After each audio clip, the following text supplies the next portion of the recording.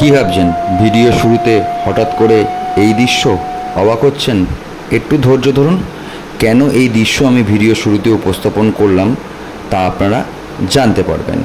তার আগে আপনাদের জানিয়ে দিই, আমাদের এই মুহূর্তে ঘাটশিলা সিরিজ চলছে। আমরা 19শে অক্টোবর 2025 রাঁচি বন্দে ভারত এক্সপ্রেসে করে হাওড়া থেকে টাটানগর পর্যন্ত আসি, যা আপনারা আমাদের প্রথম এপিসোডে দেখতে পেয়েছেন। পরের দিন অর্থাৎ 20শে অক্টোবর 2025 আমরা সকালবেলা আমাদের যে রিসোর্ট ছিল, রিসোর্ট রাতমোহনা, সেই রিসোর্ট রাতমোহনা দেখিয়েছি এবং তার সঙ্গে রাতমোহনা রিসোর্টের পাশে সুবর্ণরেখা নদীর ধারে এক সুন্দর সূর্যোদয়ের ভিডিও আপনাদের সঙ্গে শেয়ার করেছি, যা ছিল আমাদের প্রথম দুটি পর্বে। আজ আমাদের এই ভিডিওর তৃতীয় পর্ব, অর্থাৎ আমরা ঘাটশিলা যে সাইট সিন আছে তার উদ্দেশ্যে বেরোচ্ছি, যা থাকবে আমাদের এই এপিসোডে। চলুন, কেন এই ভিডিও দিলাম, কী কারণে দিলাম, তার ডিটেলসটা জেনে নেওয়া যাক এই ভিডিওর মাধ্যমে। আর আমি আপনাদের হোস্ট স্বরূপ। Welcome back to explore with mister and Mrs Dasgupta চ্যানেলে। আজ আমরা আমাদের রিসোর্ট রাতমোহনা ইন থেকে বেরিয়ে প্রথমে যাব ঘাটশিলা স্টেশনের পাশে অবস্থিত বিভূতিভূষণ বন্দ্যোপাধ্যায়ের বসতবাটি গৌরীকুঞ্জ। গৌরীকুঞ্জ থেকে আমরা বেরিয়ে যাব রামকৃষ্ণ মিশন, অর্থাৎ ঘাটশিলা রামকৃষ্ণ মিশন। সেখান থেকে বেরিয়ে আমরা যাব রঙ্কিনী দেবীর টেম্পেলে দেখতে, মন্দির, রঙ্কিনী দেবীর মন্দির, নতুন মন্দির দেখে আমরা সেখান থেকে বেরিয়ে চলে যাব হলো চিত্রকূট পাহাড়। চিত্রকূট পাহাড় দেখে সুবর্ণরেখা ভিউ পয়েন্ট এবং সেখান থেকে ঘাটশিলা রাজবাড়ি, যা থাকবে আমাদের এই এপিসোডে। চলুন আর দেরি কেন, দেখে নেওয়া যাক আজকে আমাদের ঘাটশিলা ভ্রমণের প্রথম পর্বটি। আর যারা আমাদের চ্যানেলে নতুন তাদের বলছি, যদি আমাদের এই ভিডিওগুলি আপনাদের ভালো লেগে থাকে তাহলে অবশ্যই আমাদের চ্যানেলটি সাবস্ক্রাইব করবেন এবং বেল আইকনটি প্রেস করে দেবেন, তাতে আমাদের চ্যানেলে নতুন কোনো ভিডিও আসলে তার আপডেট আপনাদের কাছে পৌঁছে যায়।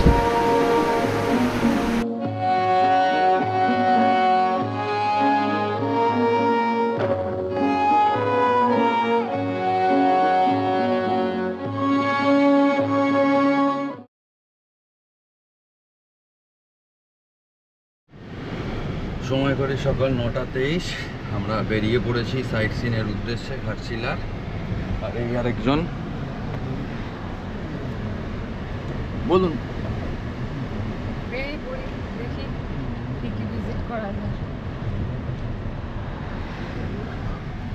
আর আমাদের মুরমুজি চলে এসেছেন আজকে আমাদেরকে নিয়ে যাওয়ার জন্য।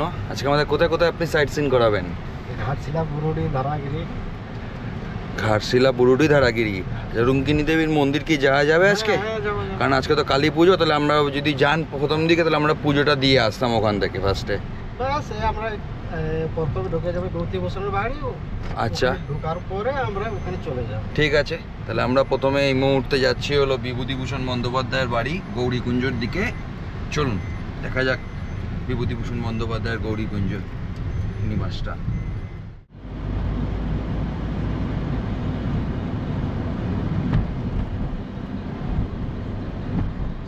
সুবর্ণরেখা ক্রস করছি, এই পাশে সুবর্ণরেখা, আমরা উপরে ব্রিজ দিয়ে যাচ্ছি। এই পাশেরটা পুরনো ব্রিজ।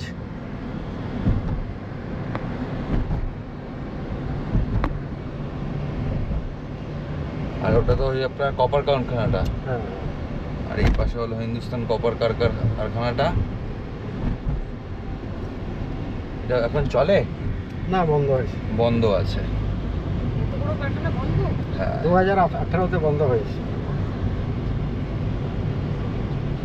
কি কারণে বন্ধ হয়ে গেল? মালিক পক্ষ চালাবে না। না, বন্ধ হবার কারণ মনে আমার হচ্ছে এটা হতে পারে। আগে তো সিস্টেম ছিল যে ওয়ার্কার যে ছিল না, এসে হাজিরি দিয়ে বাস চলে যেত।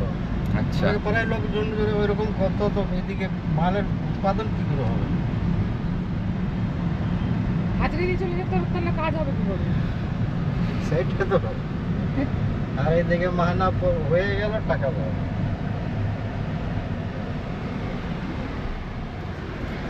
কত সুন্দর। কপারে যারা থাকতো মানে কাজ করতো ওয়ার্কার, তাদের আবাসিক এগুলো ছিল। এই সাইডে যা ঘর রয়েছে সব হিন্দুস্তান কপার লিমিটেডের আবাসিকদের যারা কাজ করতেন তাদের ঘর এগুলো ছিল। কত সুন্দর একটা জায়গা, কি সুন্দর। অনেকটা আমাদের হিম মোটরের মতো, যেটা হিম মোটরে হিন্দুস্তান মোটরও বন্ধ হয়ে গেছে। আদ্রাতেও এরকম কোয়ার্টার আছে। হ্যাঁ, এখানে যারা যারা রিটায়ার হয়েছে তারা বাড়ি যায় নেই, এখানে কবজা করে এগুলো কবজা করে রেখেছে। হ্যাঁ হ্যাঁ।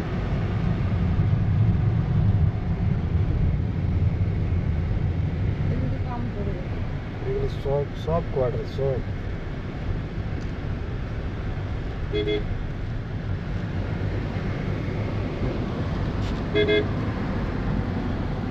Workers union. এইসব জায়গা সব হিন্দুস্তান কোপার।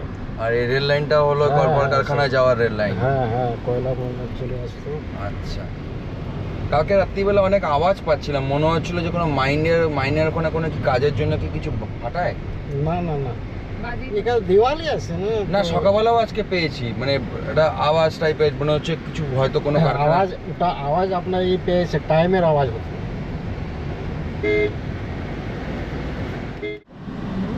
ওটা কি লাল রঙের কি শাপলা? হ্যাঁ, শালুক ফুল। শালুক ফুল। এখানে এখন সব দীপাবলির পুজোর জন্য জিনিসপত্র বিক্রি হচ্ছে। আমরা একটু আগে দেখলাম সেখানে প্রদীপের সঙ্গে তেল সমস্ত পাওয়া যাচ্ছে।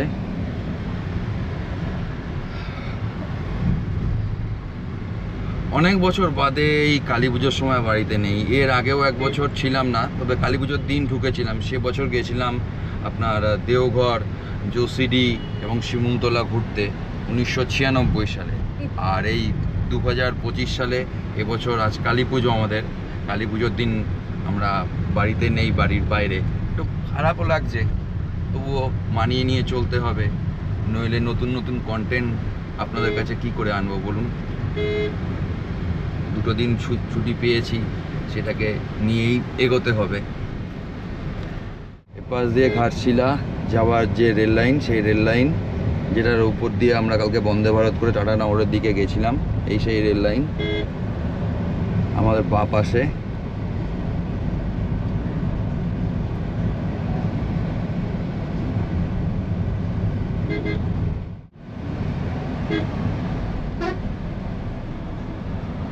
আমরা যাচ্ছি বিভূতিভূষণের বসতবাটি গৌরীকুঞ্জের উদ্দেশ্যে এই রাস্তা থেকে। যাকে বলে অপূর্ব পথ। হ্যাঁ, অপূর্ব পথ। এই পথের নাম অপুর পথ।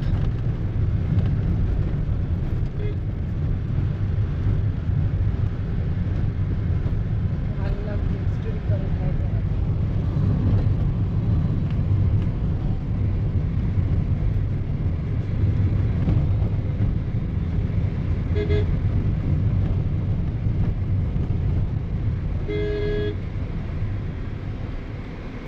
গুজরাট এটা সত্যি ভগবান।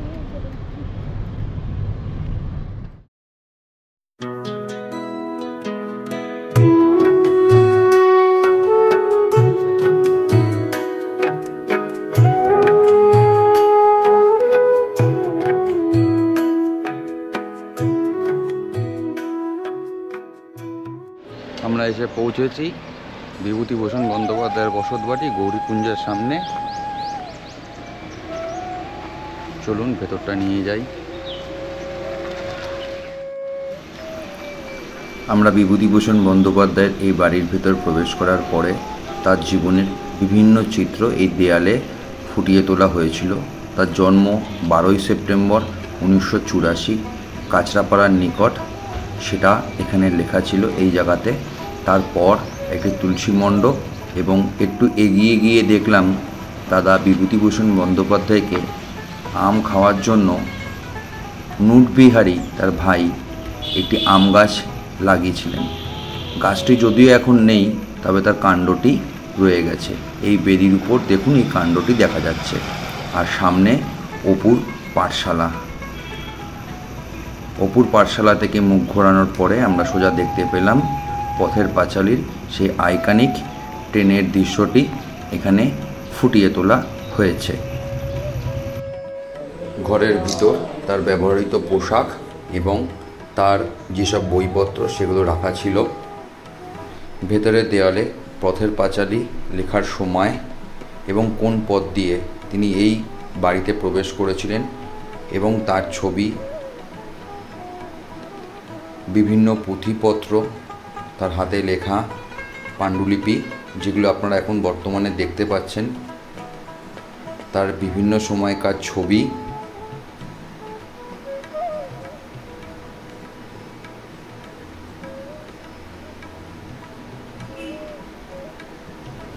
বাদ্যযন্ত্র,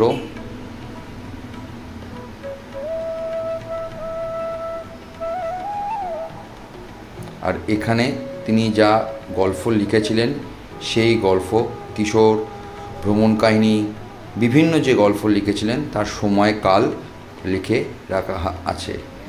যেহেতু ভেতরে ভিডিও করার অনুমতি নেই, তাই আমি ছবির মাধ্যমে ভেতরের যা আছে তা আপনাদের সঙ্গে শেয়ার করলাম এই ভিডিওতে। বিভূতিভূষণ বন্দ্যোপাধ্যায়ের জন্ম 12ই সেপ্টেম্বর 1984 এবং মৃত্যু 1 নভেম্বর 1950 এই গৌরীকুঞ্জে।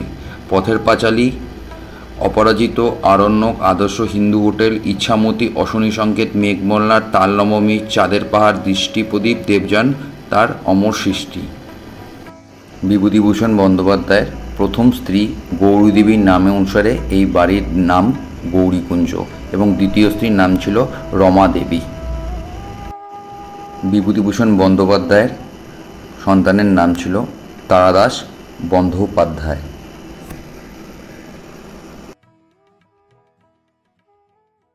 গৌরীকুঞ্জ থেকে বেরোলাম। ভেতরে স্টিল ছবি নেওয়া যাবে, কোনো ভিডিওগ্রাফি করা যাবে না। তার কারণ যিনি ছিলেন তিনি বললেন যে বিভূতিভূষণ বন্দ্যোপাধ্যায়ের রচিত ছোট গল্প বা সাহিত্য বা উপন্যাস যাই উনি করেছেন সেগুলো সম্পর্কে বিরূপ মন্তব্য করার দরুন বিভিন্ন জায়গায়, সেটা ইউটিউব বলুন, ফেসবুক বলুন বা বিভিন্ন জায়গায় অনেকে ভিডিওর মারফত বিরূপ মন্তব্য এবং ভুল প্রচার করেছেন। তার দরুন বিভূতিভূষণ বন্দ্যোপাধ্যায়ের পুত্রবধূ এখানে কোনো রকম ভিডিও করার পারমিশন দেননি, বন্ধ করে দিয়েছেন। আমি কিছু স্টিল ছবি নিয়েছি ভেতরকার, যেখানে ওনার হাতের লেখা রয়েছে, সেই লেখা সাজিয়ে রাখা আছে, ধামসা, মাদল, আরও কিছু জিনিস এবং ওনার কিছু ছবি রয়েছে, সেগুলো আমি স্টিল ছবি নিয়েছি, সেগুলোই আমি আপনাদেরকে দেখাতে পারবো এই ভিডিওর মাধ্যমে। এবার আমরা বিভূতিভূষণ বন্দ্যোপাধ্যায়ের বাড়ি থেকে বেরিয়ে চলেছি রঙ্কিনী দেবীর মন্দির, তো রামকৃষ্ণ মঠের উদ্দেশ্যে।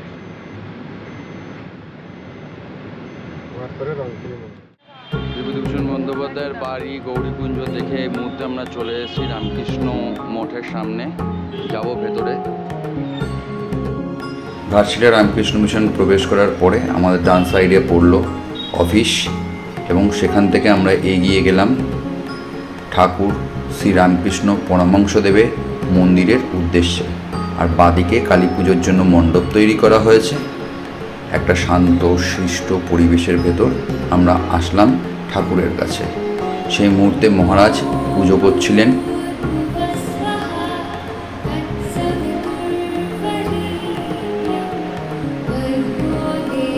আর এই ঠাকুরের মন্দিরের দেওয়ালে উপরে দেখুন, সামনে ঠাকুরের একটি ছবি রাখা আছে, তার এক সাইডে সারদামণি দেবী এবং অপরদিকে স্বামী বিবেকানন্দর ছবি রাখা আছে।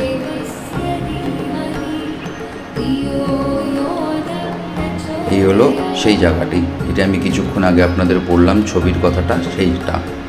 আর এই মন্দিরের চারদিকে, ঠাকুরের মন্দিরের চারদিকে স্বামী বিবেকানন্দের যে গুরু ভাইরা ছিলেন তাদের ছবি দেওয়া আছে এবং তার সঙ্গে দক্ষিণেশ্বরে মা ভবতারিণীরও একটি ছবি রাখা আছে এই ঠাকুর শ্রীরামকৃষ্ণ পরমহংসদেবের মন্দিরে ঘাটশিলাতে।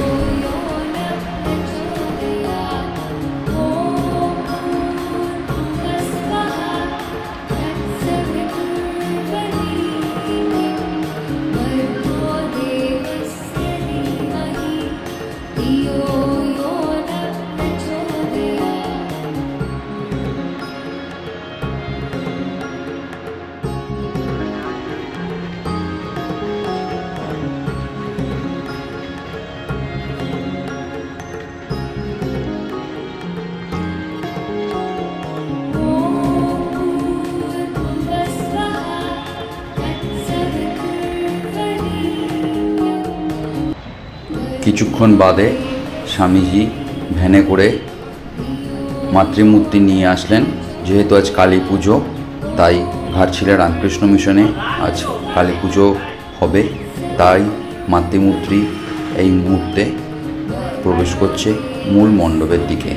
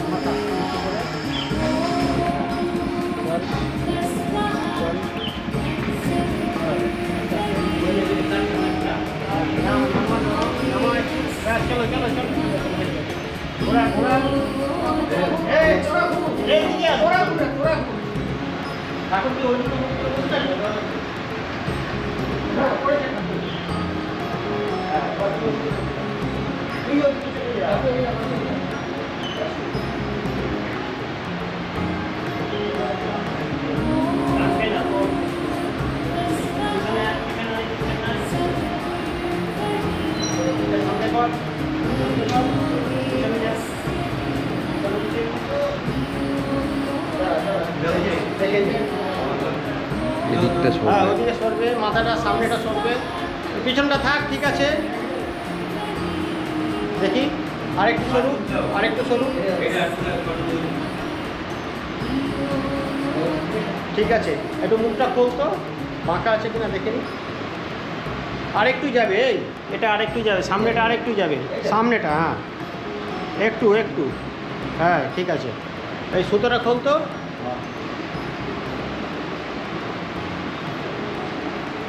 মহারাজ একবার ডেকে নিয়ে, মহারাজ একবার দেখে নি সোজা আছে কিনা। মায়ের মুখটা নাও। হ্যাঁ মহারাজ একবার দেখে নি, সুতোটা সরিয়ে দিন। জল ওখানে থাকবে,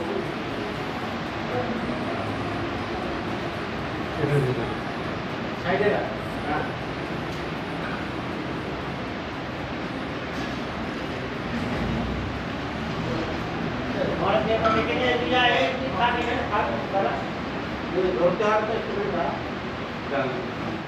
ঘাটশিলা রামকৃষ্ণ মঠ দেখে বেরিয়ে পড়লাম। এবার যাব রঙ্কিনী দেবী মন্দিরের উদ্দেশ্যে।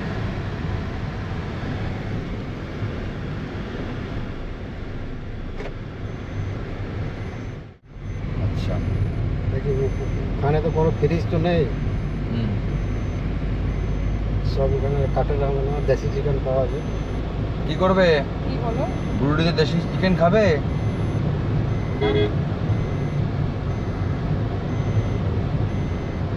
এখানে দেশি চিকেন পাওয়া যায়? হ্যাঁ, তাহলে উনি ফোন করে বলে দেবেন বুড়ি লেকের দিকে তো যাবোই আমরা, হ্যাঁ। দেশি চিকেন। ঠিক আছে, তাহলে একটা ভেজ একটা দেশি চিকেন। হ্যাঁ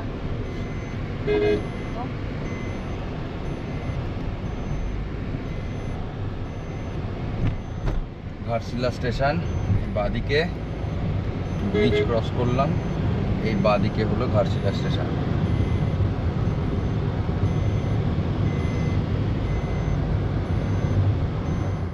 কাঠের জ্বালা কি রান্না করার জন্য এই কাঠ নিয়ে যাচ্ছে? আমরা দেখলাম কি দিদি আমাদের রেস্টুরেন্টটা পাশে দেখুন কত মালার দোকান, দশকর্মার দোকান। বাজারের মধ্যে দিয়ে যাচ্ছি। Main road Ghatshila.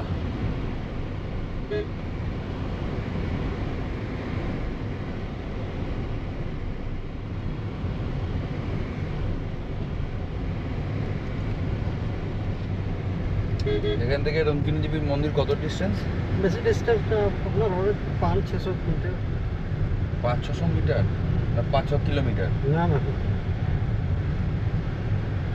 Half kilometre ধরুন। 8 kilometre? Half kilometre, half kilometre. এই মুহূর্তে আমরা রঙ্কিনী দেবীর মন্দিরে প্রবেশ করছি। এই মন্দিরটি ঘাটশিলা স্টেশনের একেবারেই কাছে। আর এই হলো আমাদের পুজোর ডালা আজকে। আর সামনে যে শিউলি ফুল দেখতে পাচ্ছেন ডালার মধ্যে, এই শিউলি ফুলটা আমাদের রিসোর্টে যে শিউলি গাছটি ছিল সেইখান থেকে নিয়ে আসা। আমাদের এই ডালার দাম পড়েছিল 101 টাকা। এবার এই ডালা নিয়ে আমরা আস্তে আস্তে মূল মন্দিরের দিকে প্রবেশ করব। আমরা এই মুহূর্তে মূল মন্দিরের গর্ভগৃহের দিকে এগিয়ে যাচ্ছি। দেবী রঙ্কিনী সাধারণত কালী বা দুর্গার একটি রূপ, এবং এই দেবী একটি শিলা বা পাথরের মূর্তির আকারে থাকে, যেটিকে পুজো করা হয়।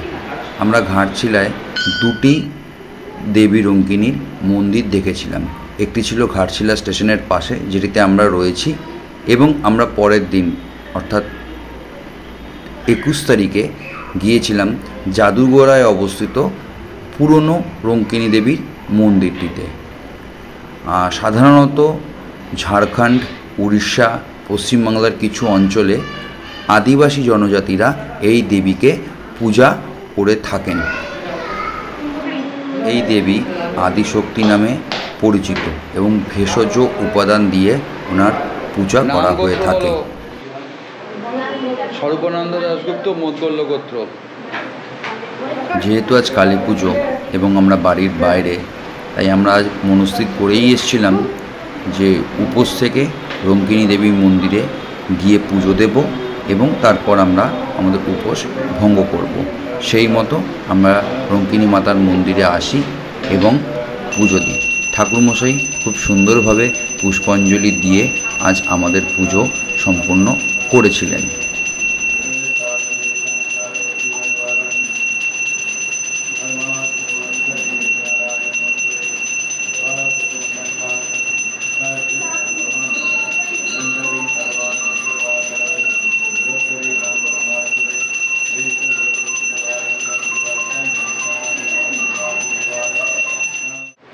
চলুন দেখে নেওয়া যাক পুজো করার সময় কিছু দৃশ্য।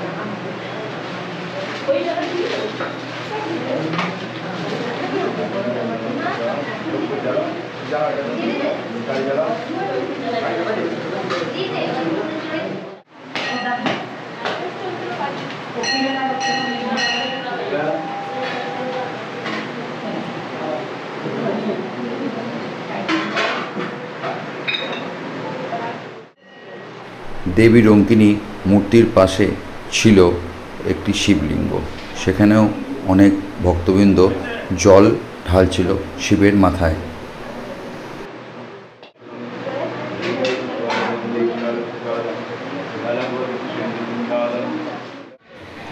মন্দিরের গর্ভগৃহের বাইরে ধূপ এবং মোমবাতি দেবার জায়গা আছে।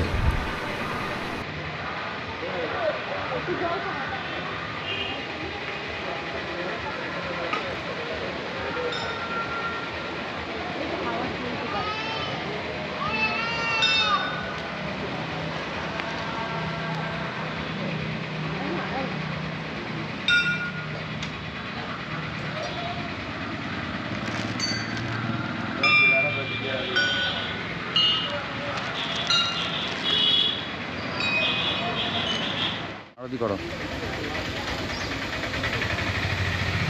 এদিকে আয়।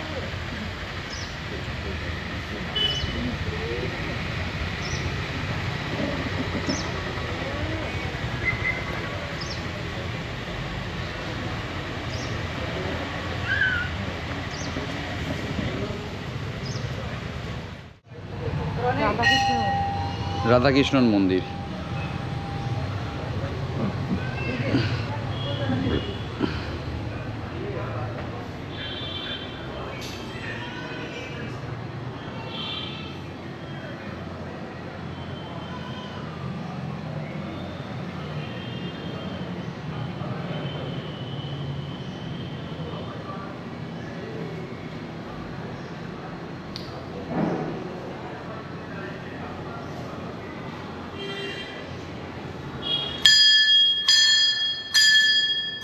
দেখে আমরা এবার বেরিয়ে পড়লাম।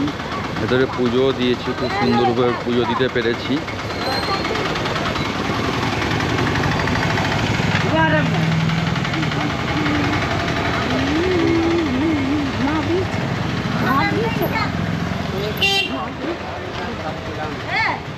খাবার চালায়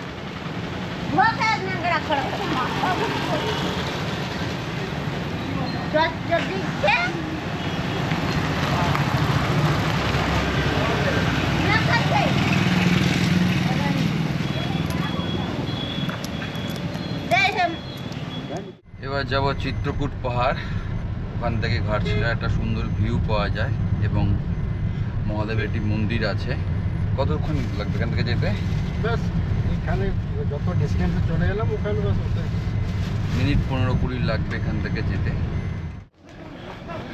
এবার যাচ্ছি চিত্রকূট পাহাড়। এই হলো সিঁড়ি, এই সিঁড়ি ভেঙে উপরে উঠতে হবে।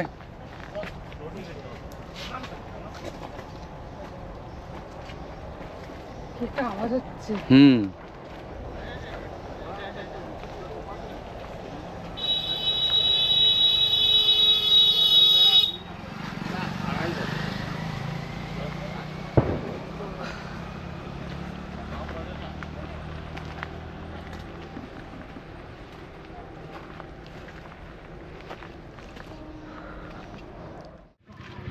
যেহেতু এর উপরে মহাদেবের একটি মন্দির আছে, তার জন্য এই দেখুন এই পাহাড়ের পাথরের খণ্ডের মধ্যে মহাকাল, মহাদেবের ছবি,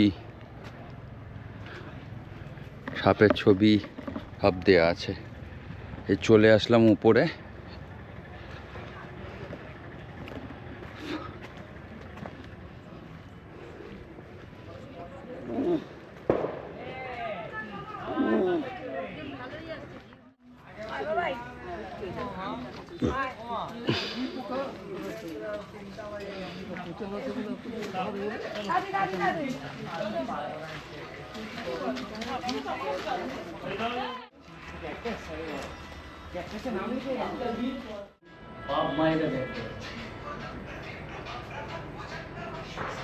সে কি করছে, সে কি নয়, ও চেয়ারে বসে দেখবে।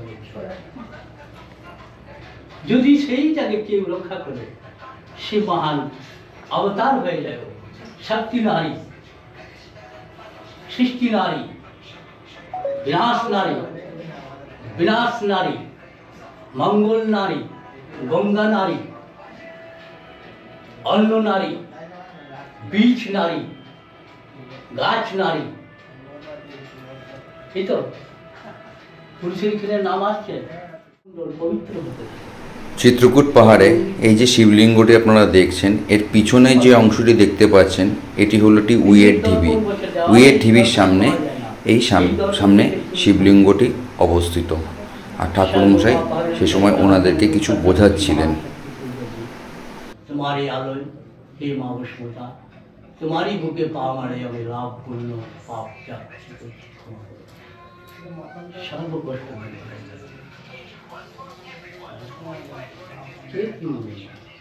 কেউ নিতে পারবে।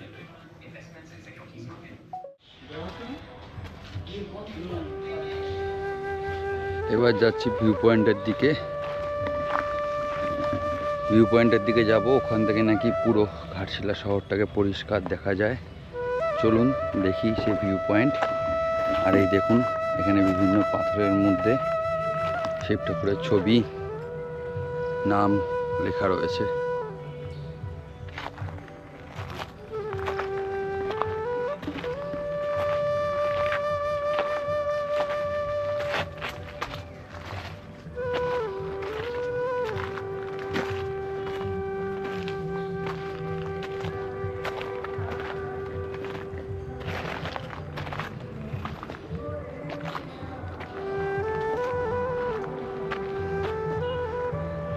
এই ভিউ পয়েন্ট, এই দূরে রেল লাইন দেখা যাচ্ছে। এই পথ দিয়ে আসলাম, এখান দিয়ে আরেকটা ওঠার পথ আছে।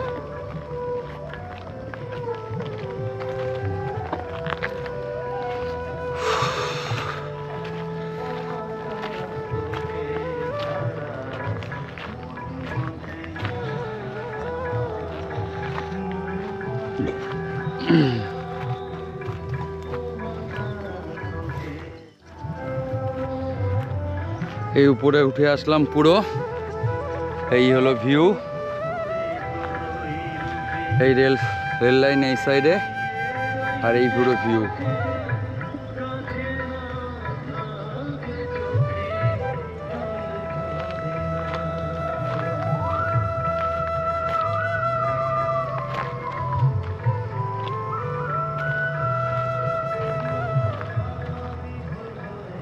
এই হলো পুরো ঘাটশিলা শহরটার ভিউ,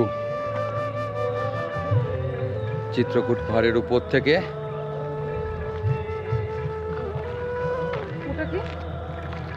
ওই যে লেকটার পাশ দিয়ে আসলাম আমরা, বলো ক্যানেল করা আছে, ওই ক্যানেলটাই। আমরা যখন হোটেল থেকে রিসোর্ট থেকে বেরোলাম, বেরোনোর পরে বললাম না যে আমরা এখান দিয়ে যাচ্ছি, এটা কি আছে, উনি বলে না ক্যানেল, ওইটাই এখান দিয়ে। হ্যাঁ ওই ক্যানেলটাই খুব সম্ভবত, যেটা আমার দেখে মনে হচ্ছে ওটা যেরকম ছিল এটাও সেরকম, সেই দেখে। দূরে পাহাড় দেখা যাচ্ছে,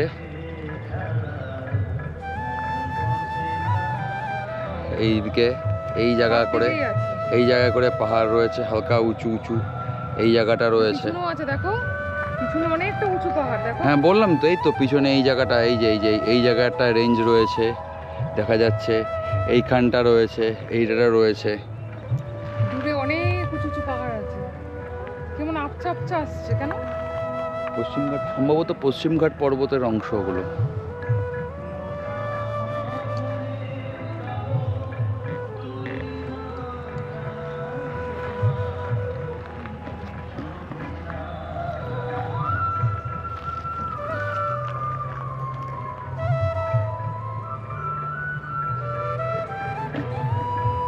একবার দেখিয়ে দিই, এই হলো নামার পথ। ওই বাবা, ওপাশ দিয়েও ছিল, তো আমরা ওপাশ দিয়ে গেলাম না, এই দিকটা নিলাম।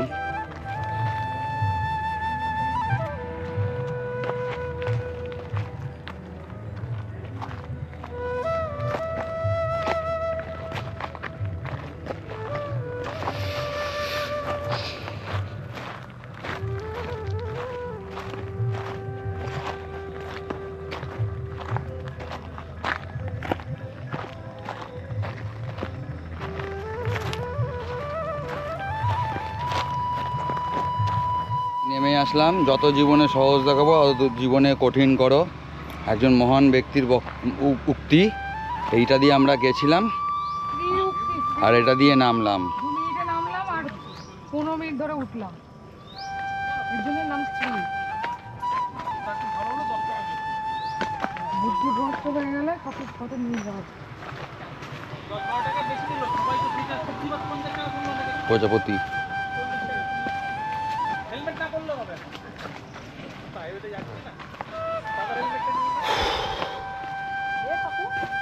যাবো এবার সুবর্ণরেখা নদীর ভিউ পয়েন্ট। সুবর্ণরেখা নদীর ভিউ পয়েন্ট।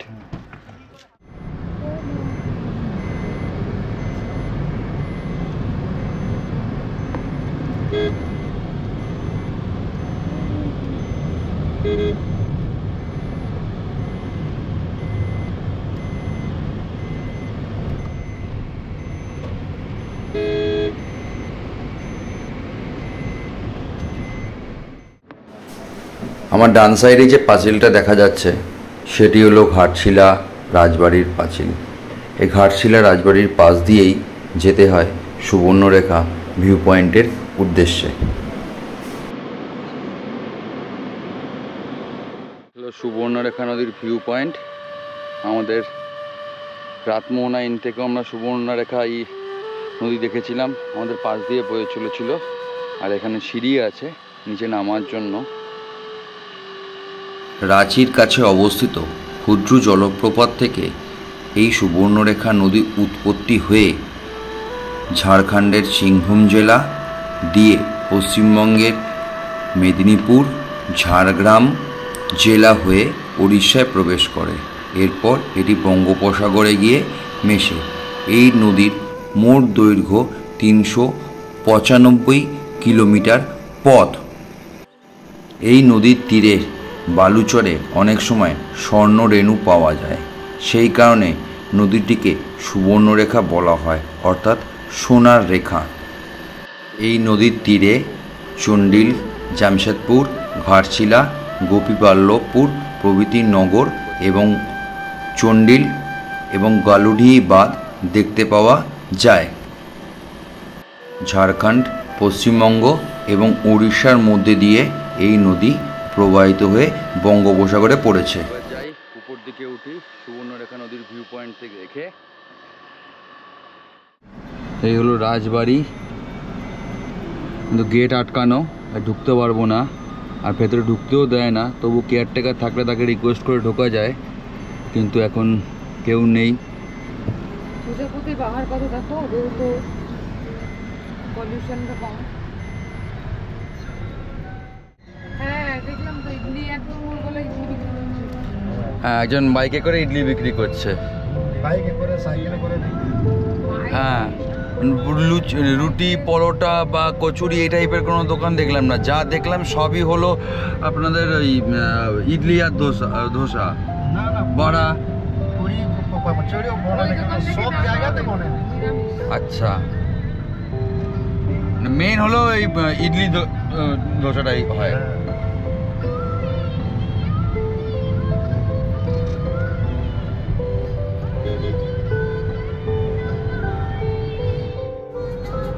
রাস্তাটা একবার শুধু দেখুন। কালকে রাত্রিবেলা আমরা এরকমই রাস্তার মধ্যে দিয়ে এসেছিলাম, কিন্তু অন্ধকারের জন্য দেখাতে পারিনি। কিন্তু এখন দেখুন রাস্তাটা,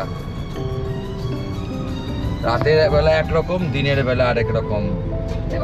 দুদিকে ধুধু করছে মাঠ বা ধানের ক্ষেত, আরেক সাইডে জঙ্গল, আর মাঝখান দিয়ে এরকম পিচ ঢালা রাস্তা।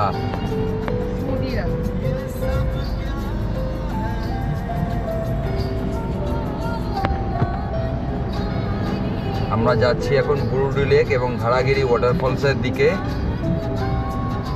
আর এই সেই ঘর, মাটির ঘর এবং রং দিয়ে কারুকার্য করা সুন্দর এই প্রকৃতির মাঝখান দিয়ে যেতে যেতে আজকের আমাদের ঘাটশিলা ভ্রমণের সাইট সিন করার প্রথম পর্বটা এখানেই শেষ করছি।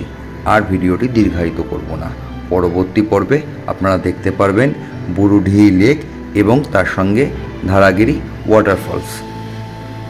যদি আমাদের এই ভিডিওগুলি আপনাদের ভালো লেগে থাকে তাহলে অবশ্যই আমাদের চ্যানেলটি সাবস্ক্রাইব করবেন এবং বেল আইকনটি প্রেস করে দেবেন, যাতে আমাদের চ্যানেলে নতুন কোনো ভিডিও আসলে তার আপডেট আপনাদের কাছে পৌঁছে যায়।